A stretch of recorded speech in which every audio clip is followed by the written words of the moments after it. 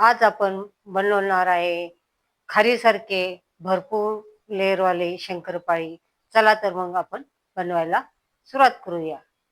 शंकरपाळीचं साहित्य 2 वाट्या मैदा घेतलेला आहे, 2 चमचे रवा मी 2 तास 2 चमचे दुधामध्ये भिजू टाकलेला आहे, 1 वाटी साखर घेतलेली आहे, 1 वाटी दूध घेतलेलं आहे आणि थोडंसं मीठ घेतलेलं आहे आणि 3 चमचे तूप घेतलेलं आहे. आता आपल्याला 1 वाटी दूध गरम करून ठेवायचं आहे. ते दूध चांगलं उकळून द्यायचं आहे आणि त्याच्यामध्ये हे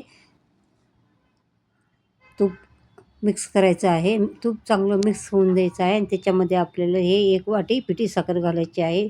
साखर आपल्याला मिक्सरमधनं बारीक करून घ्यायची आहे आणि ते आपल्याला त्याच्यामध्ये मिक्स करायचे आहे. साखर चांगले मिक्स झाले की गॅस बंद करायचा आहे आपल्याला.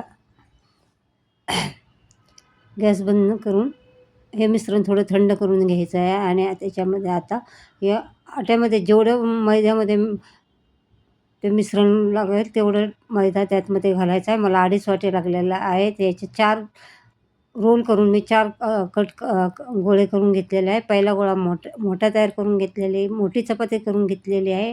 दुसरी परत अशा 3 एकसारख्या केलेल्या आहेत. तिन्ही या 4ही एकावर एक ठेवलेल्या आहेत. पहिली चपाती मोठी ती आता साईडने मुरपायची आहे आणि आता तिला चांगला आकार देऊन आता ही चांगली लाटायची आहे. आपण भाकरी कशी भाकरीच्या जाडीचे आणि आता त्याचं गोल आकार ते कट करून घ्यायचा आहे आणि चौकोनी आकार द्यायचा आहे आणि त्या आपल्याला आवडीप्रमाणे कट करायचे आहेत. मी चौकोनी कट केलेल्या आहेत. तुम्हाला डिटेल रेसिपी पाहिजे असेल तर त्रिकोणी बटनावरती जाऊन तुम्ही क्लिक करा. अशा प्रकारे मी साऱ्या शंकरपाळ्या तयार करून घेतलेल्या आहेत.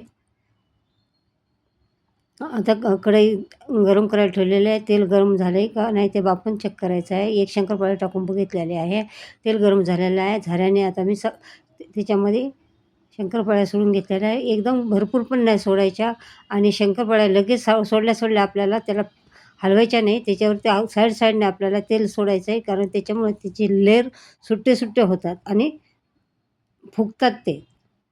आता बघा सगळ्या सुटे झाल्या. अशा प्रकारे मी साऱ्या शंकरपाळ्या तळून घेतलेल्या आहेत आणि ह्या शंकरपाळ्या खारीसारख्या लेअर येतात आणि खायला पण क्रंची आणि खुसखुशीत लागतात.